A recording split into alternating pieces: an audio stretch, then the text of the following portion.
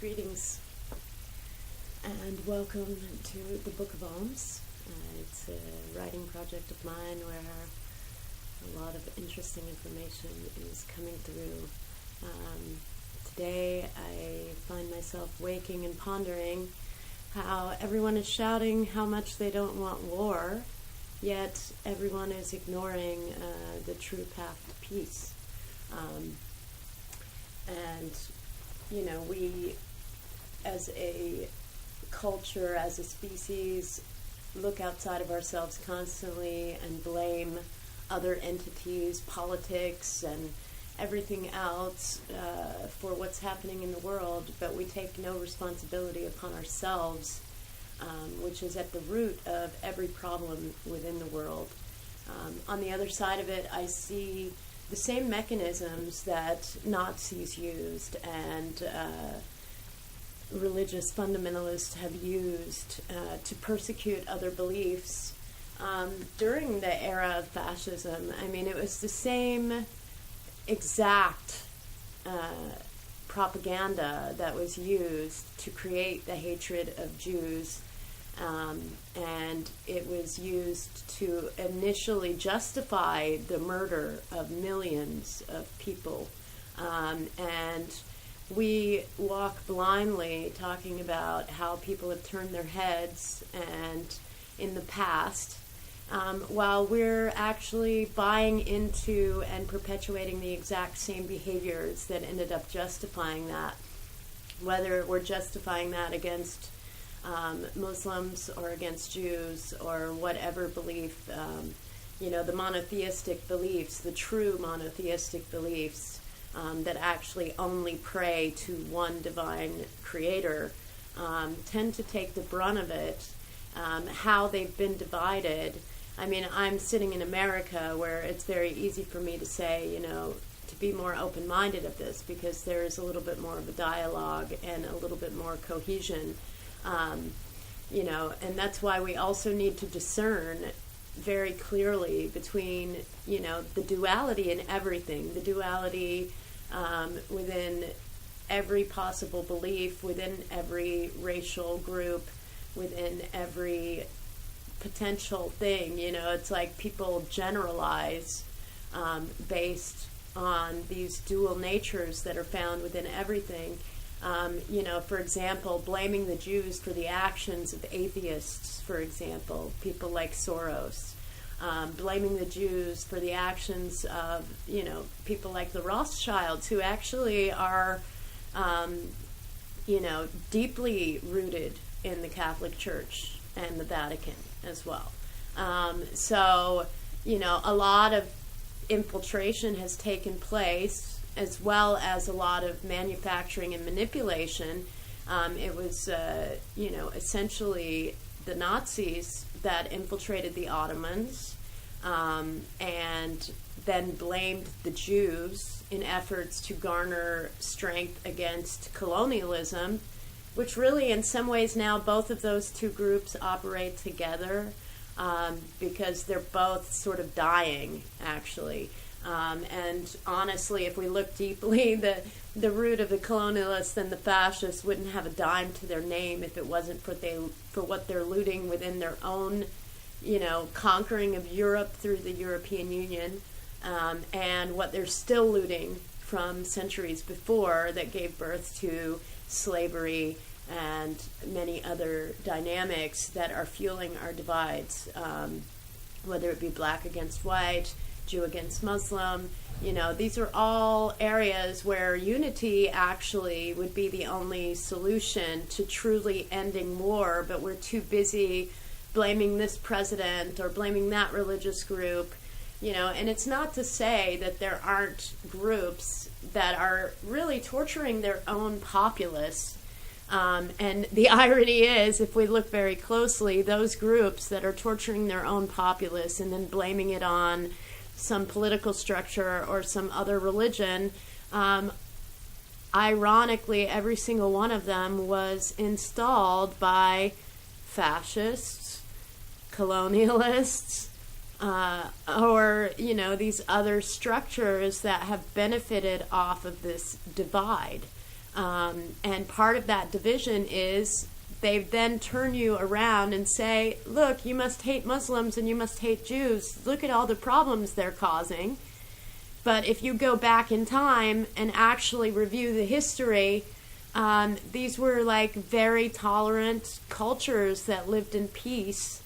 And though there were always structures that were trying to oppress one group or another, essentially they were a lot better off before the colonialists than the fascists.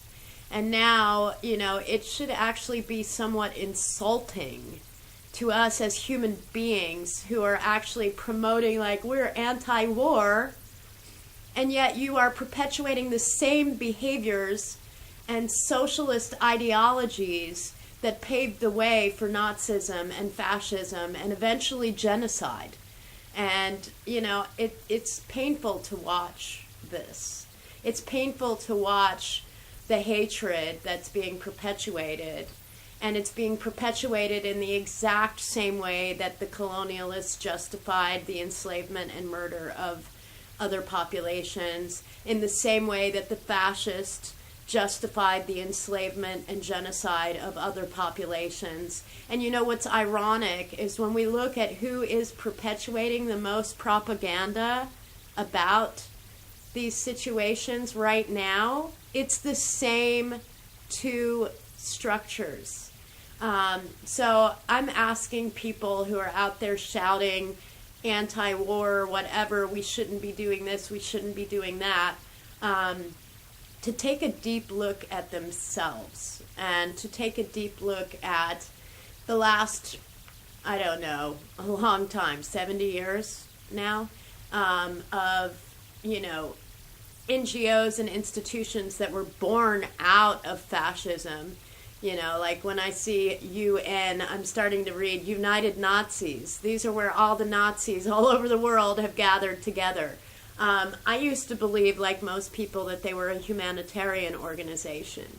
And, I've been forced to endure the atrocities of these policies that they are introducing that remove basic fundamental rights, like the right to family, for one, or the right to owning your own land. If you look into Rosa Kohr behind the green mask, words like children's rights, words like sustainability, these words are all being twisted into policies that are removing our basic fundamental rights.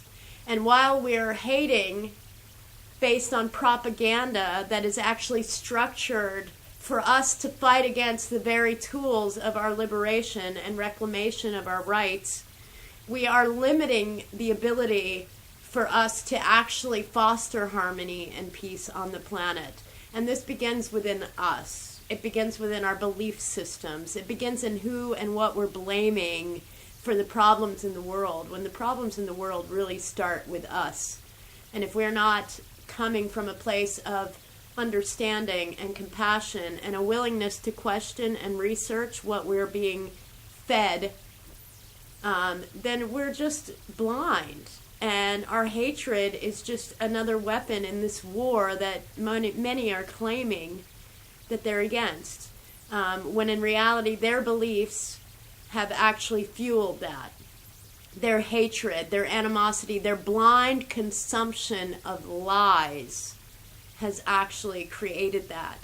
Now, it's not to say that, we're not being used. I mean, to be in Israel dealing with the reality there as opposed to being in America is a very different thing. My tolerance was much less in a place where, I had to actually learn to separate, like, this is not the Muslim belief. I had many Muslim friends that were actually starting to reject their religion because of the actions of a group that really doesn't even remotely represent what they're really about. And if we went back to the 70s, before these dictators were installed to breed generations of falsity about a belief that actually was born out of a need to balance you know, what was missing. You know, I mean, I see it as this, like,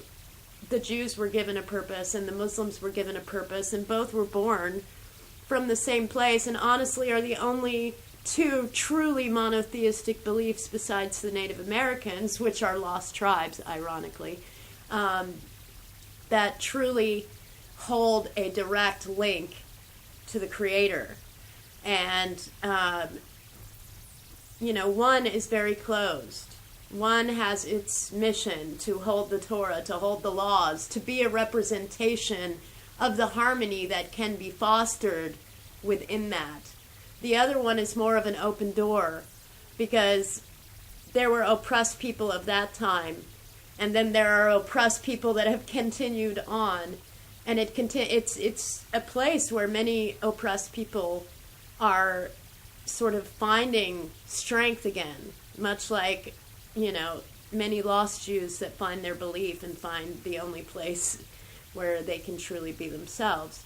And the difference is Jews have been enslaved and murdered and genocide and oppressed for ages because of those values of harmony.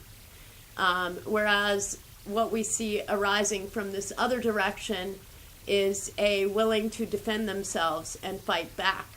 And which means, you know, if we look deeply into the prophecy, you know, each person has a role to play. But at the same time, you know, we must discern the duality within both aspects. The fact that these two unifying groups that are empowering oppressed people also have to deal with the fact that their image has been manipulated.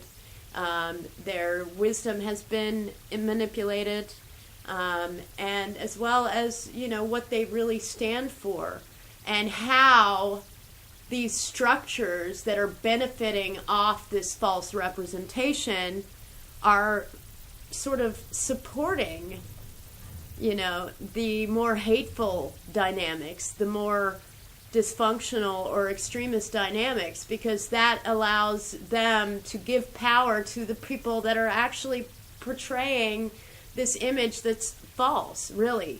But it benefits the powers that are benefiting from that divide. You know, while I was in Jerusalem, I had many friends from both sides of this belief. And, you know, many of them were aware, you know, that, you know, a lot of this was being manufactured.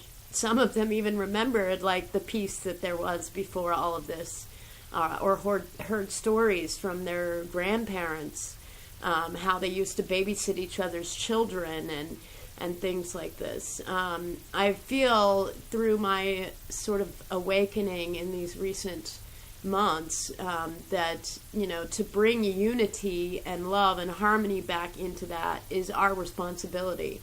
And, you know, part of that is turning off the machine that wants us to hate, the machine that, you know, I can look and say, wow, you know, things have changed a lot in the last year and a half as far as, like, what we're being fed and the hatred that we're being bred off of, and the agendas that are bringing people into a sort of targeted environment that allows them to endure abuse, that fuels more hatred. Now it's suddenly all we have to hate is our leader, you know. Why would that be? Why would that be? That we are glorifying leaders that have been imprisoning us and shooting us in the streets, and I mean in grave numbers, to where the hatred between the races and the religions was growing exponentially, and now suddenly all we have to hate is this leader and people who support this leader, who honestly, it's going to take sort of a crazy, arrogant narcissist to even take on the people who have been misleading us for decades. So on that end, props to his insanity. And I'm not saying that I didn't really like any of them, and I definitely couldn't sign my name to anything that supported any of them. But as an open-minded person, I can look notice that there is a huge difference taking place now. And you know, if we really want to talk about ending war, then we need to stop warring with each other. We need to start with ourselves. We need to start with our values. We need to start with everything that makes the foundation of this reality where, you know, pretty much everyone is enduring some label that disempowers them, makes them feel at fault for their inability to accept the dysfunctions within our societies and our realities. So many, I mean, almost everyone is ingesting willingly and by prescription some form of poison that feeds that and maybe even creates that dysfunction, which actually makes people more broken and disabled, so that they will not acknowledge what's really going on. Let's see, what else? Many people are unsatisfied with life. They are lonely. They are escaping through various forms, be it the television or the alcohol or whatever. They're trying to find some way to feel something, some way to feel alive, and they can't do it on their own. And that's really a clear representation of, you know, the brokenness within our communities, within our societies, within our cultures. Something, ironically, that I wasn't able to even witness until I explored Middle Eastern cultures, where traditions and tribalism had actually united people quite profoundly, in a way that, you know, if somebody was struggling, you didn't judge them. You actually, if you could help, you tried, you know. And that is something that's given by these values that were given to us, not to turn us into slaves or to justify enslavement, but so that we could come out of our savagery and actually be more humane, you know. So really, if we want to end war and evolve into a new era of harmony, we need to really start inspecting, you know, the lack of satisfaction in our own lives, the values that are breeding our hatred, the mechanisms of society that are breeding our hatred, whether, you know, what we're choosing to believe. Like, I'm attacked for blind faith in something actually that I immersed in to test, and the results were mind-blowing, okay? So most of people are shaping their beliefs, be it on my belief or my race or anything, on bullshit they're being fed, pardon my French, that they're accepting blindly without questioning. And I myself have always questioned. I have immersed in many different cultures, many different beliefs, many different explorations, and contrasted them, and also seen both the positives and the dangers of those particular paths. Why I've been given a life of such awareness, I can only, you know, contemplate, but rarely can accept. But anyway, yes, so if you really want to end war, I ask you to look within your own belief, your own reality, and evaluate the ways that you support and empower this eternal cycle of hatred and violence that is plaguing the world, because it all starts with us. And the only way to truly find harmony is by fostering it within our own communities. And that's something that most people are really starved of, and it's kind of sad.